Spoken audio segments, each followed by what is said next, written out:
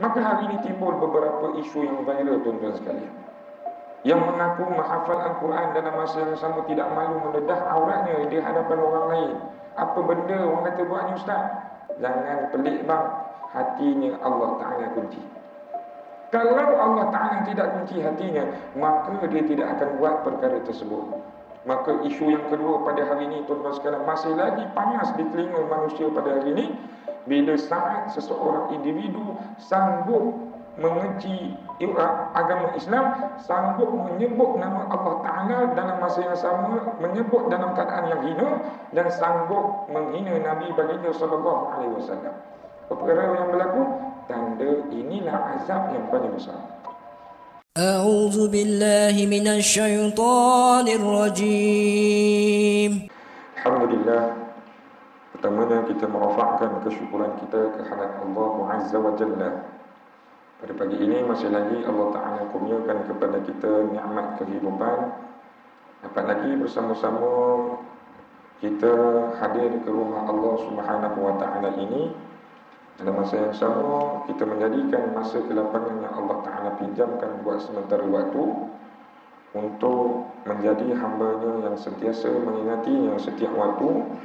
Yang kedua, yang mudah-mudahan pada pengajian ilmu pada pagi ini kita dapat mengubati hati kita yang leka, kita dapat membersihkan jiwa kita yang kotor. Kerana sedang Jumaat, rahimakumullah, hati itu perlu dilihat setiap hari.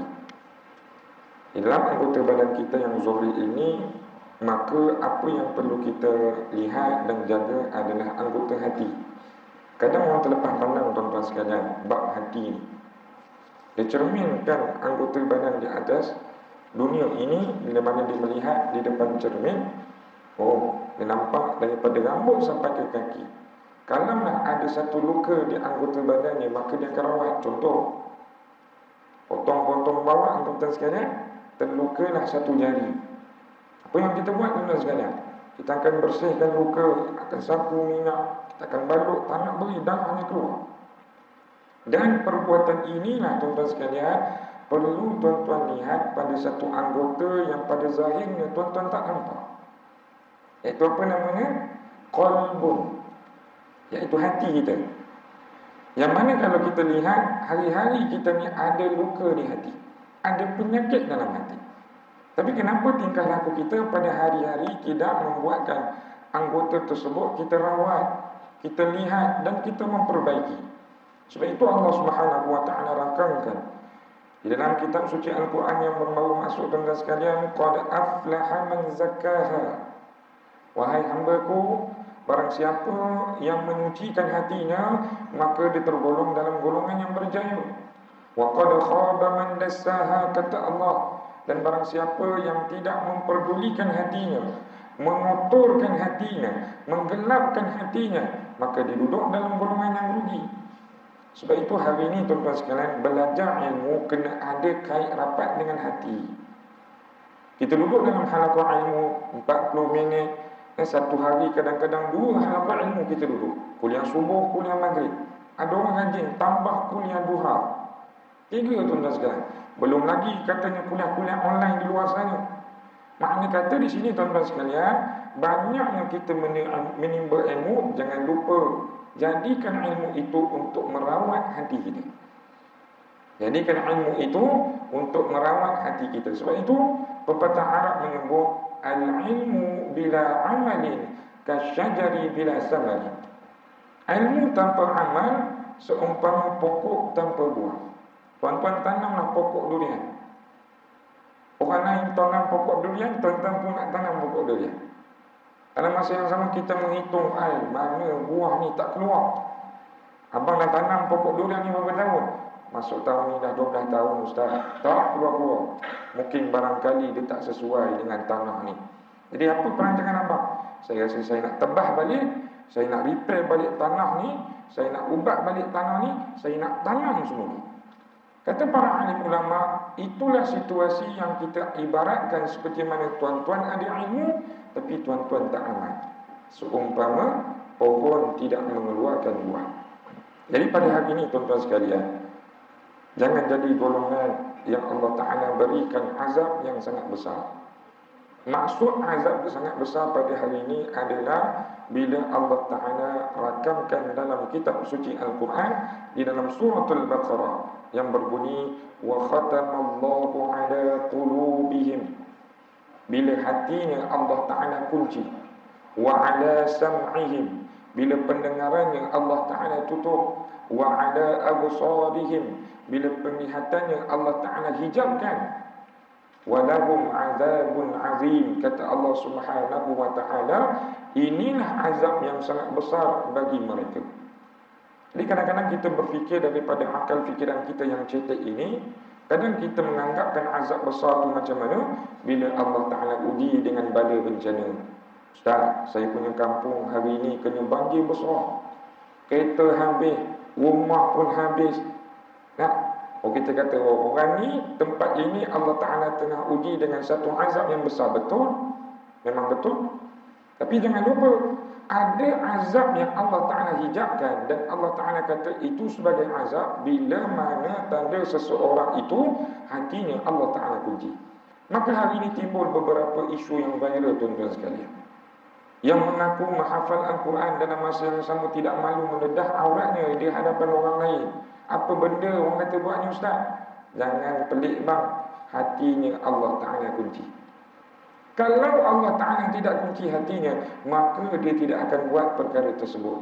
Maka isu yang kedua pada hari ini, tuan-tuan sekalian, masih lagi panas di telinga manusia pada hari ini, bila saat seseorang individu sanggup mengenci agama Islam, sanggup menyebut nama Allah Ta'ala dalam masa yang sama, menyebut dalam keadaan yang hina, dan sanggup menghina Nabi baginda sallallahu alaihi wasallam.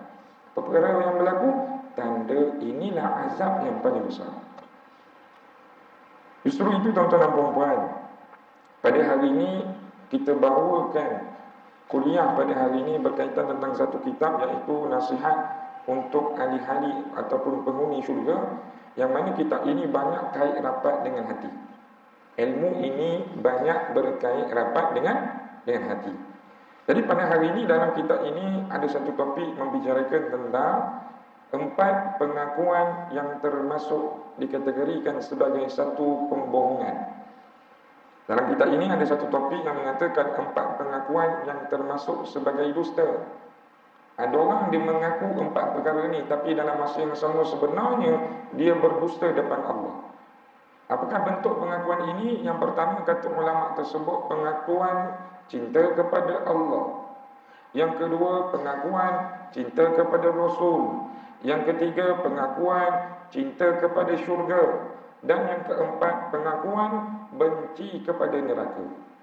Jadi ulama ini mengkaji, kalau seseorang itu mengatakan aku cinta Allah, aku rindu Allah, dalam masa yang sama dia tidak buat apa yang telah Allah Ta'ala kurniakan kepadanya, maka pengakuan itu termasuk dalam pengakuan yang dusta.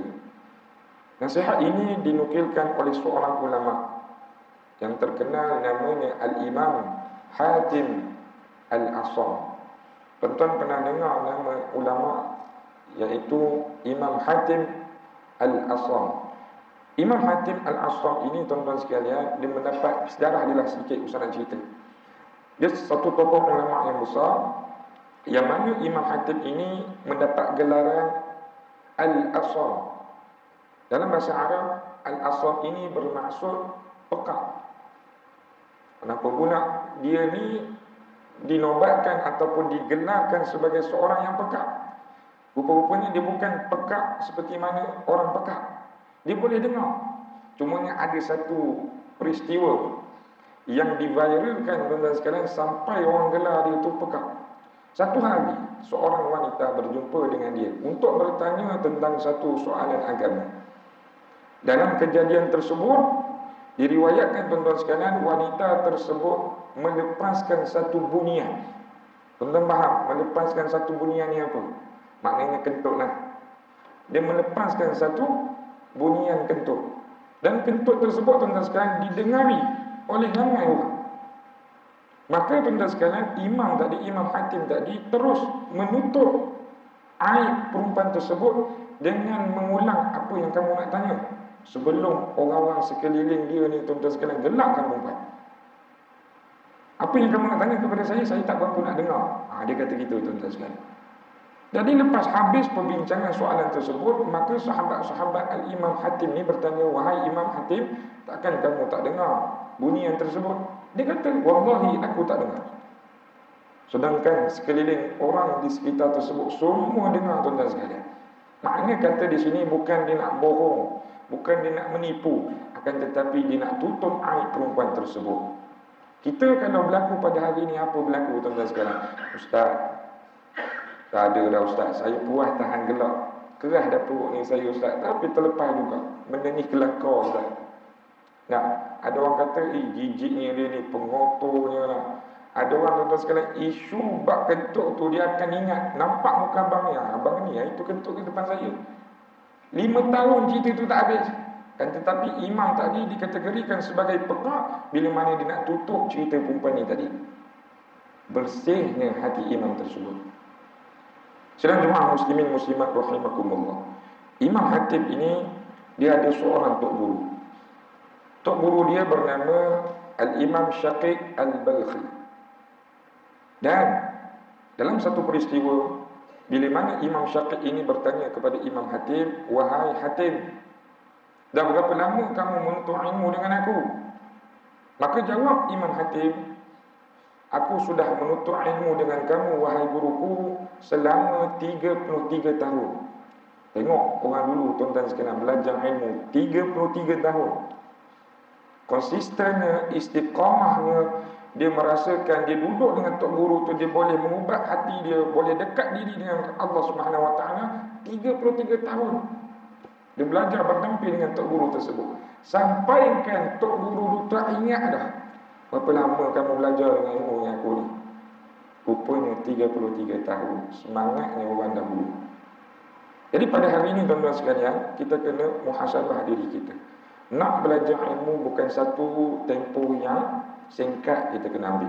Nak jadi alim bukan setakat sebulan, hari Sabtu, Ahad, aku duduk kuliah subuh, aku duduk kuliah maghrib, cukuplah Ustaz. Tak.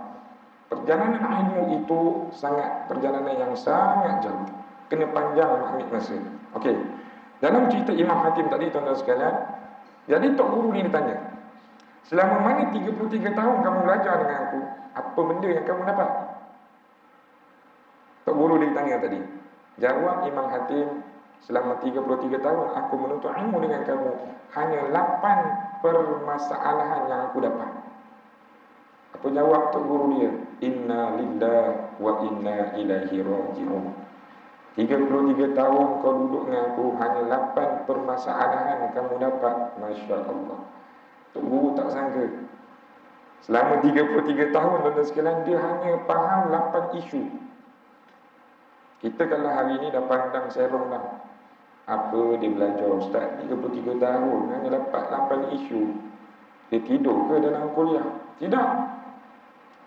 Rupa-rupanya tuan-tuan sekalian, bila tok guru dia tadi, Imam Syaqiq tadi bertanya kepada dia, kalau macam tu kau ceritakan kepada aku apa 8 perkara tersebut.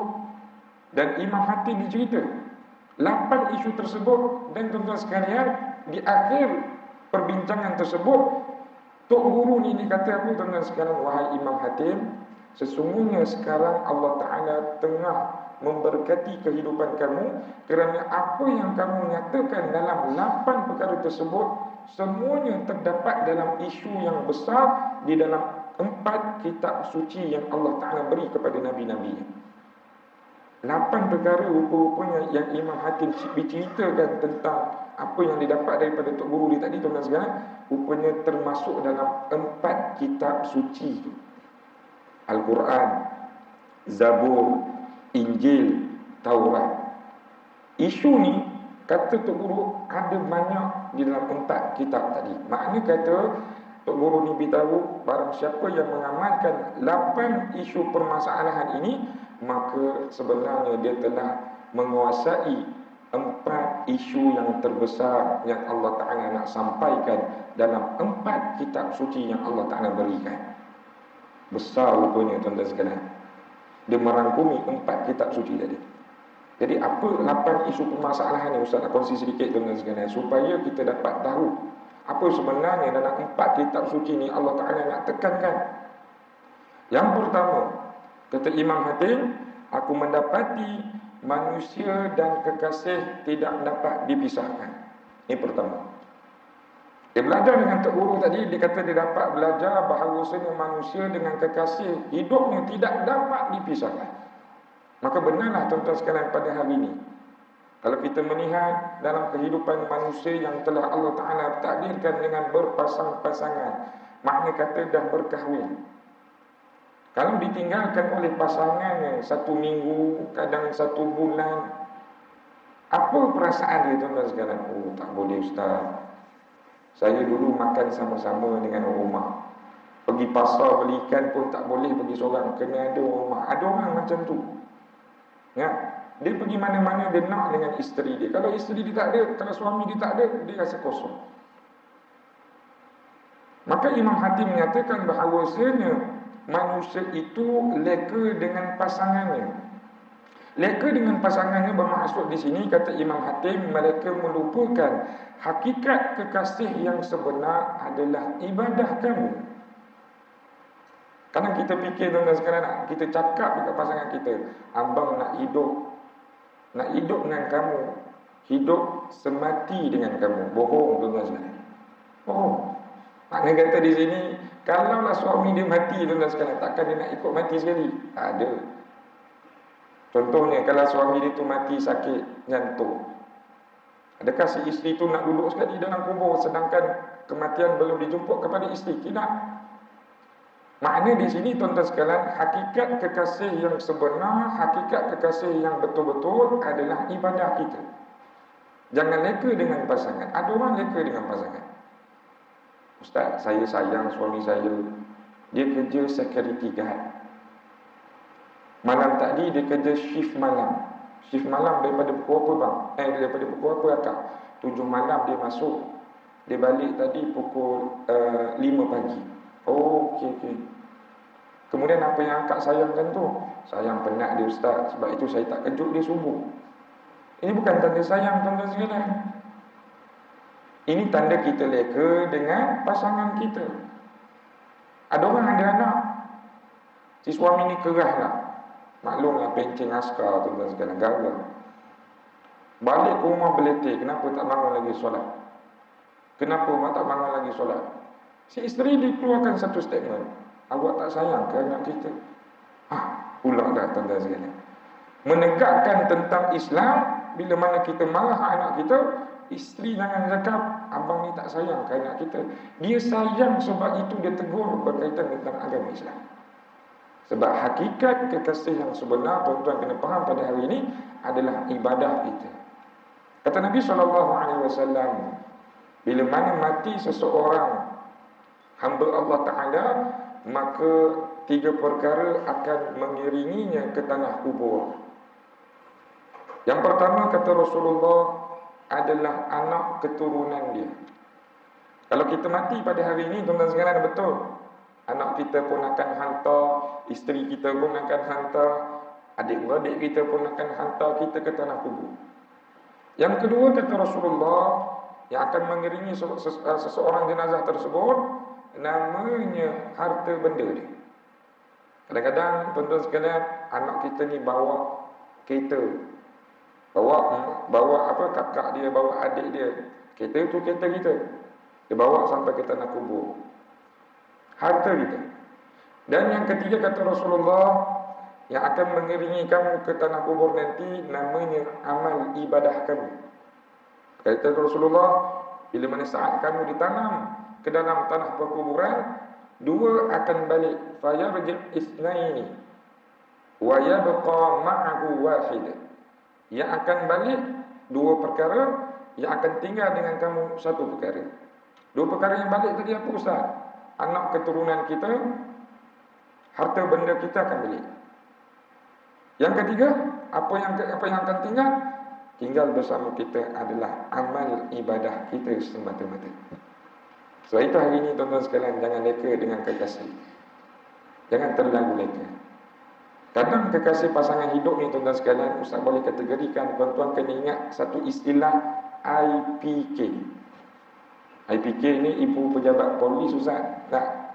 IPK ni bermaksud dalam pasangan hidup kita kena jaga IPK. I ni tuan-tuan sekalian berkaitan tentang ingatan. Ingat. Pergi kerja, ingat bini, ingat anak. Betul, tak ada masalah. Itu betul. Tapi jangan sampai ingatan tu melebihi ingatan kepada Allah. Kena faham. Sebab Allah Ta'ala sebut dalam Quran, Ya ayyuhalladzina amanu dzkurullaha dzikran katsiran. Wahai orang-orang yang beriman, berzikirlah mengingati aku dengan zikir yang banyak. Kita ingat pasangan, jangan lupa ingat pada Allah. Ingat anak, jangan lupa ingat pada Allah. Allah Ta'ala sebut dalam surah Al-Imran, juzuk yang ketiga, Alladzina yadhkuruna Allaha qiyaman wa qu'udan wa 'ala junubihim. Orang yang betul-betul hakikatnya ingat Allah. Saat dia berdiri dia ingat Allah, duduk dia ingat Allah, baring pun dia ingat Allah. Jadi ayat yang pertama, tak nak kita leka dengan pasangan. Kalau tuan-tuan, puan-puan ingat kepada anak bini sentiasa, tidak jadi masalah. Tapi jangan melebihi ingatan kita kepada Allah. Nampak. Yang kedua, IP. P di sini bermaksud pujian. Pujian tuan-tuan sekalian. Pujian di sini bermaksud tuan-tuan sekalian, janganlah puji pasangan hidup kita itu melambung-lambung. Kata Sayyidina Umar ibn Khattab, Al-madhu huwa dzabhu. Pujian itu aku ibaratkan seperti satu yang akan menyembelihkan aku. Sayyidina Umar ibn Khattab tak suka kepada pujian. Dia anggap satu puji dia, dalam masa yang sama dia akan menyembelih amal ibadah dia. Makna di sini kalau kita nak puji pasangan, nak puji anak kita, boleh puji. Tapi jangan sampai pujian itu kita tidak memuji Allah Ta'ala pada hari tersebut. Abang nak berzikir, Ustaz saya zikir ni, itulah nak buat 33 kali itu banyak sangat lah Ustaz. Allahu Akbar. 33 kali pun rasa banyak. Tapi bila mana saat di dalam kereta nak bawa isteri ni Ustaz, nak beli Pro 2 Alza baru. Dia punya puji hari tu tuan-tuan sekalian melambung-lambung. Hari ni awak nampak cantik, hari ni awak nampak baik. Last kali dia kata apa tuan-tuan sekalian? Jom pergi showroom Pro 2. Pergi nak Pro 2 Alza tuan-tuan sekalian. Maknanya contoh di sini, pujian itu hakikatnya kepada Allah. Ya. Yang ketiga, K. K bermaksud di sini kembali. Kembali. Ada orang tuan-tuan sekalian pernah bercerai dengan isteri. Pernah bercerai. Makan tak lalu. Orang kata mandi tak basah. Tak tahulah betul ke tidak tuan-tuan sekalian. Setakat ni ustaz mandi basah semua. Mandi tak basah orang kata. Kalau berborak dengan orang pun kadang muka dia, ekspresi muka dia tak nampak dia tenang. Kenapa? Aku baru bercerai dengan isteri aku. Jadi macam mana? Aku fikir-fikir nak balik kat dia. Aku sayang dia. Aku rindu dia. Kembali di sini tuan-tuan sekalian, jangan juga lupa kamu kena kembali kepada Allah. Sebab Imam Hatim kata ramai orang terdeka dengan pasangan. Nak balik dengan pasangan hidup. Bila Allah Ta'ala beri peluang balik kamu kepada pasangan hidup, maka kamu lupa. Kenapa kamu tak kembali pada Allah?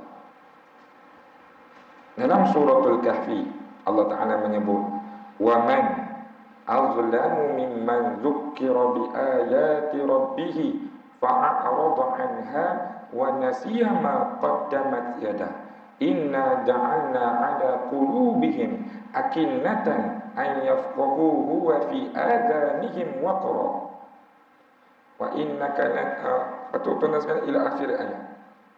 Allah Ta'ala menyebutkan di sini tidak ada golongan yang zalim menaikkan golongan yang Allah Ta'ala beri tanda-tanda peringatan kepada dia, akan tetapi dia melupakan tanda tersebut disebabkan perbuatan tangan-tangan mereka.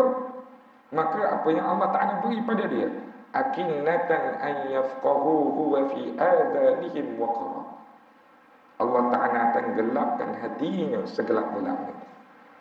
Dan Allah Ta'ala akan tutup telinga pendengarannya daripada mendengar nasihat-nasihat berkaitan hidayah Allah.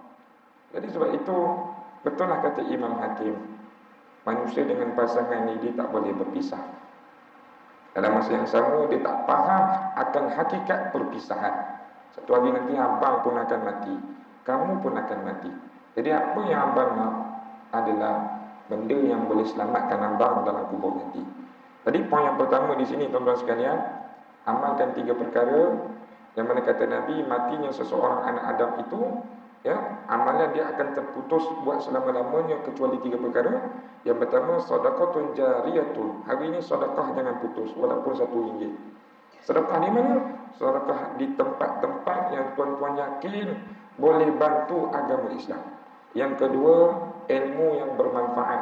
Jangan jemu belajar ilmu. Belajar ilmu yang boleh tuan-tuan dekatkan diri pada Allah, ingat pada Rasulullah, ingat tentang perintah Allah. Ini jangan tinggal.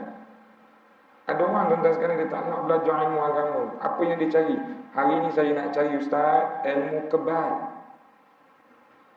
Dia nak cari ilmu kebal tuan-tuan sekalian. Kebal di mana? Yelah ustaz, orang nak buat jahat dengan saya, dia nak pukul tak kena. Ini banyak tengok cerita Spiderman tuan-tuan sekalian. Banyak tengok cerita Spiderman. Sedangkan hakikat Rasulullah, Allah Ta'ala beritahu dah. Tengok Rasulullah dalam perjalanan dakwah, orang ambil batu ni, kaum kafir Quraisy ni ambil batu baling, kena di dahi Nabi SAW, maka berdarahlah dahi Nabi SAW. Maknanya kata di sini, Nabi bukan cari ilmu kebal. Nabi bukan nak nampak dia ni berkuasa. Nabi bukan nak nampak dia ni hebat. Tapi apa yang Nabi amal pada hari itu, Nabi cari ilmu yang boleh tarik orang kenal Allah. Itu dia. Yang ketiga, kadang-kadang ramai orang belajar hari ini tentang ilmu tundukkan orang. Ilmu tentang pengasih. Saya suka sangat ustaz dan kawan kerja saya tu, cantik ustaz. Dia pergilah ke mana-mana tuan-tuan sekalian. Tok bomoh yang orang kata tok bomoh yang tak bertauliah ni tuan-tuan sekalian, dia mintalah apa-apa yang boleh saya tundukkan orang ustaz, dia ambil. Jadi orang tu pun tuan-tuan sekalian tak sedar diri dia tu bukan diri dia. Orang lelaki tu kata A, dia ikut A. Orang kata lelaki kata B, dia pun ikut B. Jadi hari ni ilmu macam ni jangan belajar. Tidak ada manfaat. Tidak ada manfaat. Yang ketiga, sebelum kita mati, tuan-tuan sekalian, tuan-tuan kena didik anak-anak jadi anak yang soleh. Sebab kata Rasulullah, doa anak yang soleh ni akan sampai berkekalan, berterusan kalau kita mati. Jadi makna kata pada hari ini kita kena tengok anak-anak kita. Jangan kata, oh tak apa, nanti kau mati kau jawablah sendiri. Ayah dah besarkan kau, dah beri kau duit, dah beri kau pakaian, takkan nak ilmu agama yang pun nak bagi. Kau carilah sendiri. So apa dia cakap macam tu tuan-tuan? Sebab dia kata dulu atuk kau pun tak buat macam ni. Dia menyalahkan orang pula. Ini kehidupan umat Islam. Jadi makna kata di sini, ada anak di rumah didik dengan Islam. Sebab itu hari ini baru yang Ustaz beritahu pada awal tadi, cerita tentang menghafal Quran 15 juzuk, cabut baju di khalayak ramai tuan-tuan sekalian. Apa yang sebenarnya Allah Ta'ala nak beri mesej kepada kita?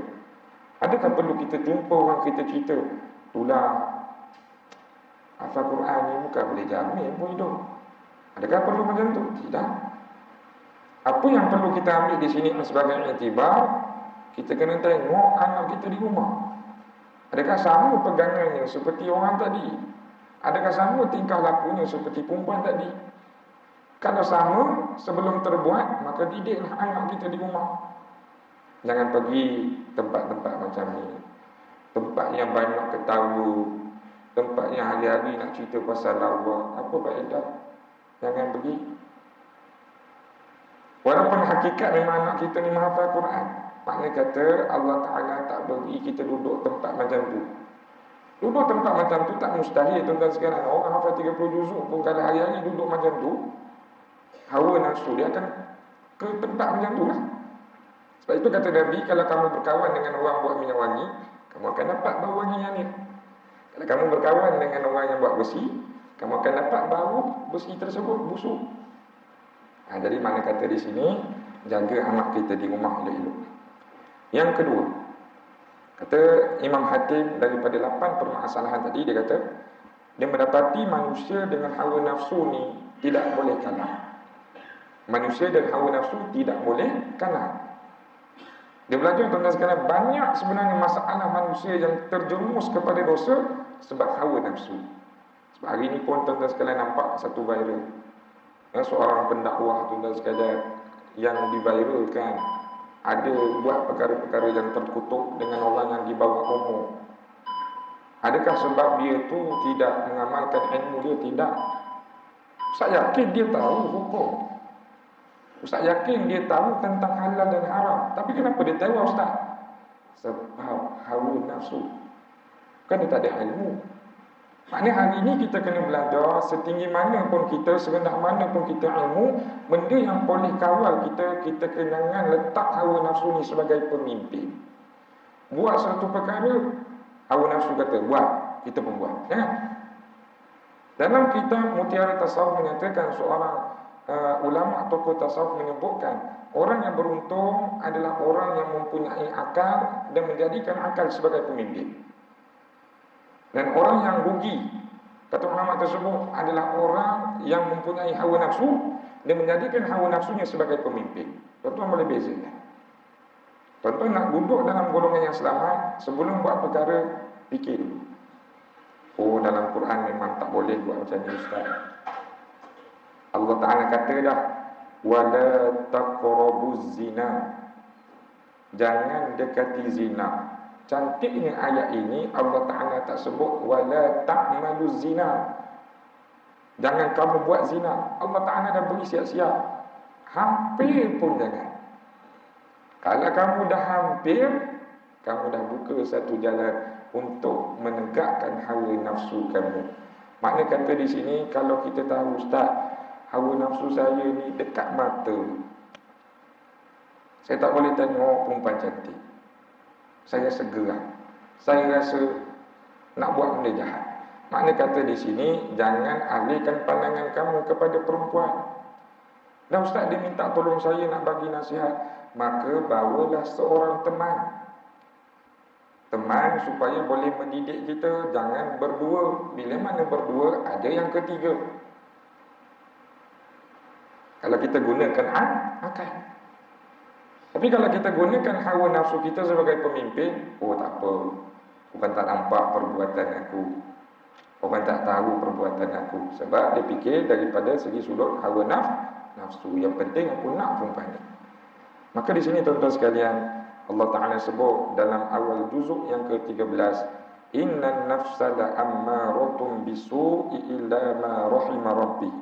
Ingatlah bahawasanya cerita tentang hawa nafsu, Allah Ta'ala kata innan nafsa la'ammaratun bisu', banyaknya hawa nafsu akan terdorong kepada benda jahat. Sebut tentang hawa nafsu, banyak diterdorong kepada hawa nafsu yang jahat.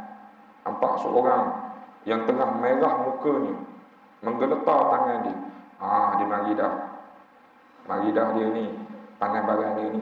Apa yang dia buat? Dia pukul orang contohnya, dia maki orang contohnya. Sebab apa? Dia menegakkan hawa nafsu dia. Jadi pada hari ini tuan-tuan sekalian, di dalam suratul Nazi'at juzuk yang ke-30, Allah Ta'ala sebut, wa amma man khafa maqama rabbih wa nahan nafsa 'anil hawa. Orang yang pada saat Allah Ta'ala himpunkan pada padang mahsyar dalam keadaan ketakutan, duduk dalam padang mahsyar nanti dalam keadaan ketakutan, macam manalah nasib aku nanti. Tapi dalam saat dia ni tuan-tuan sekalian hidup dekat dunia, dia selalu tahan nafsu dia. Wa nahan nafsa 'anil hawa. Hidup kat dunia dia selalu tidak kalah dengan hawa nafsu. Maka Allah Ta'ala sebut dalam ayat ini, fa innal jannata hiyal ma'wa. Wahai hamba-Ku, inilah golongan yang Allah Ta'ala berikan syurga buat selama-lamanya. Ada kata di sini tuan-tuan sekalian, kawal hawa nafsu. Kadang ada orang dia tak boleh kalah dengan tidur dia tuan-tuan. Hari ni cuba cari amalan yang boleh tuan-tuan kurangkan tidur. Kalau rasa tak boleh mengaji dekat rumah ni banyak TV, ngajilah kat surau. Kalau tuan-tuan rasa tak boleh nak solat tu khusyuk seorang-seorang, maka solatlah berjemaah. Awak nafsu. Ustaz, saya ni punca saya tidur ni ustaz satu je, saya makan banyak. Maka berpuasalah tuan-tuan sekalian. Kan? Orang yang makan banyak dalam masa yang sama mata dia akan berat. Bila mata dia berat tuan-tuan sekalian, apa dia buat? Tidurlah ustaz.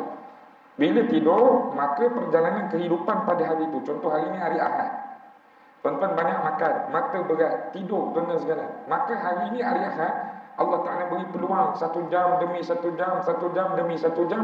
Banyaknya masa yang Allah Ta'ala beri pada tuan-tuan, tuan-tuan labur di mana? Labur di atas katil ustaz tidur. Sedangkan saudara tuan-tuan di sebelah sana dah jauh buat amal ibadah. Nah, jadi hari ini kawan hawa nafsu. Yang ketiga, Imam Hatim menyebut manusia dan harta. Manusia ini tewas dengan kerisauan harta. Ya. Jadi jaga-jaga. Tadi kita bicara tentang pasangan. Maka pada hari ini didik pasangan kita elok-elok. Ingat, kekasih yang abadi adalah ibadah. Yang kedua dalam hari ini, tuan-tuan dengan tunduk pada hawa nafsu. Latih diri kita jangan tunduk pada hawa nafsu. Yang ketiga tuan-tuan sekalian, dalam kehidupan dunia jangan terlalu risau akan harta. Bukan maksud ustaz tak boleh cari harta, bukan maksud ustaz tak boleh gunakan harta. Boleh, tapi jangan meletakkan matlamat harta itu nombor satu. Allah Ta'ala sebut dalam surah At-Taubah. Tuan-tuan buka dalam juzuk yang ke-10 surah At-Taubah. Allah Ta'ala kata, Qul in kana aba'ukum wa abna'ukum wa ikhwanukum wa azwajukum wa ashiratukum wa amwalun iqtaraftumuha wa tijaratun takhshawna kasadaha tardawnaha ahabba ilaikum minallahi wa rasulih. Ayat dia panjang juga lah. Tapi inti pati ayat tersebut Allah Ta'ala kata, katakanlah kepada anak kamu, isteri kamu, keluarga-keluarga kamu, saudara kamu, barang siapa yang merisaukan akan perkara hilangnya mereka, barang siapa yang merisaukan dan takut akan perniagaannya jatuh, dan barang siapa yang merisaukan akan rumahnya lebih kepada Allah, makna kata perkara tersebut dia risau sampaikan dia melupakan Allah. Allah Ta'ala kata, maka tunggulah keputusan daripada Allah tentang hidup nasib kehidupan mereka di alam kubur nanti. Kadang betul lah tuan-tuan sekalian, ustaz pun nasihat kepada diri ustaz, jangan terlalu kita ni meletakkan harta kita ni sebagai matlamat hidup. Bila kita meletakkan harta sebagai matlamat hidup, maka kita akan lupa pada Allah. Kita tengok berapa ramai hari ini orang yang mengejarkan dunia sampai saat melupakan Allah, sampai saat mengabaikan perintah Allah, sampai saat tuan-tuan sekalian tak malu akan kesucian Islam. Nampak hari ini? Sebab itu Allah Ta'ala sebut siapa yang suka kepada isteri dia, siapa yang suka pada anak, rumah dia, perniagaan dia, melebihi sukanya, takutnya pada Allah, siap dengan satu keputusan daripada Allah Azza wa Jalla. Jadi apa yang kita boleh belajar di sini tuan-tuan sekalian, kita bab harta ni boleh cari, tapi jangan lupa ada konsep tawakal pada Allah. Macam mana pula ustaz tawakal? Yang saya faham tawakal ustaz, saya serah pada Allah. Maka ada satu individu kata, ustaz saya tak perlu bekerja. Kenapa abang tak perlu bekerja sedangkan abang ni sebagai seorang suami, abang sehat, abang ada pendidikan, kenapa abang tak kerja? Saya tak perlu kerja ustaz, sebab saya tahu dah rezeki tu Allah Ta'ala takdir daripada sejak azali lagi ustaz. Saya tawakal dengan rezeki. Ini pegangan yang salah. Akidah ahli sunnah wal jamaah menceritakan tentang tawakal. Tawakal menurut akidah ahli sunnah wal jamaah, yang pertama kamu kena usaha. Setelah usaha, barulah kamu serah pada Allah. Sebab itu dalam peperangan, kalau kita melihat sejarah peperangan Nabi nak berperang, Nabi pakai perisai. Nabi nak berperang, Nabi ada alat memanah. Nabi nak berperang, Nabi ada kenderaan kuda. Makna kata di sini, Nabi pun usaha dahulu, barulah tawakal. Mana konsep orang pada hari ini serah bulat-bulat tanpa usaha, itu salah. Imam Ghazali kata, kalau kita nak berusaha dengan rezeki kita, dia ada 3 situasi. Imam Ghazali sebut. InsyaAllah yang terakhir pada hari ini. Yang pertama, kata Imam Ghazali, saat kamu senang. Contoh, baru ni ustaz saya punya sale jualan dapatlah 20,000. Banyak juga tu. Keuntungan kita berniaga dapat 20,000. Tanda kamu tawakal dengan rezeki tersebut, kata Imam Ghazali, jangan lupa sandarkan kepada Allah. Itu baru tuan-tuan tawakal betul-betul. Makna kata di sini, kalau tuan-tuan dapat 20,000, jangan sewena-wena menyatakan kepada anak kita, kepada isteri kita, kepada jiran-jiran sahabat kita, hari ni aku berjaya sebab aku tak tidur malam, niaga. Aku sanggup putuskan masa nak pergi melancong sebab aku nak buat benda ni dan aku dapat. Itu bukan konsep tawakal. Konsep tawakal, bila tuan-tuan dapat nikmat, tuan-tuan kena sandarkan balik pada Allah. Alhamdulillah hari ni dapat rezeki pada Allah. Itu baru betul-betul tawakal. Ya? Yang kedua, bila mana saat tuan-tuan diuji dengan kesusahan. Dah kalau macam mana tuan-tuan, ustaz, kalau saya ni duduk dalam keadaan yang susah, saya baru kena scammer, habis 10,000 duit saya. Itulah duit simpanan saya. Macam mana ustaz, saya duduk dalam keadaan susah? Kata Imam Ghazali, tawakal dalam keadaan susah, serah kepada Allah dalam keadaan kamu kena mengadu kepadanya. Mengadu. Allah Ta'ala suka hamba-Nya yang mengadu kepadanya. Masalah orang sekarang susah, jarang mengadu pada Allah. Dan dia mengadu kat mana ustaz? Dia mengadu kat Facebook, dia mengadu kat WhatsApp. Ini orang sekarang. Jadi hari ini mengadulah banyak pada Allah. Allah Ta'ala kata, kalau Allah Ta'ala uji kita dengan musibah, ista'inu bis sabri was salah. Mintalah pertolongan dengan Allah. Yang pertama salat, yang kedua sabar. Ujian ni memang perlu sabar. Kadang kita ni rasa sakit hati, kenapa Allah Ta'ala tak beri hukuman dekat saudara kita yang dia ni ustaz pernah zalimkan saya. Berapa tahun dah cerita ni? Lebih kurang 2 tahun. Tuan-tuan, ujian ni kena sabar. Bukan makna Allah Ta'ala tak beri hukuman, tanda Allah Ta'ala redha dengan perbuatan dia. Nabi Ayub alaihi salam, Allah Ta'ala beri ujian dengan penyakit selama 18 tahun. 18 tahun kan? Kalau umur anak kita dah lepas SPM lah tu. Nabi Ayub ni sakit 18 tahun. Kita hari ni sakit baru sehari dah mengandung. Tak tahan ni. Makna kata di sini kena sabar. Yang ketiga, bila Allah Ta'ala beri sesuatu musibah, kecelakaan, kata Imam Ghazali, kamu kena banyakkan, perkuatkan hati kamu, teguhkan keimanan kamu. Ini baru tawakal kepada Allah. Sebab itulah tuan-tuan sekalian, bila kita tengok viral-viral video-video yang baru ni menghina Islam, rupa-rupanya bila ustaz tengok dan ustaz kaji, rupanya orang ni ada masalah sebenarnya.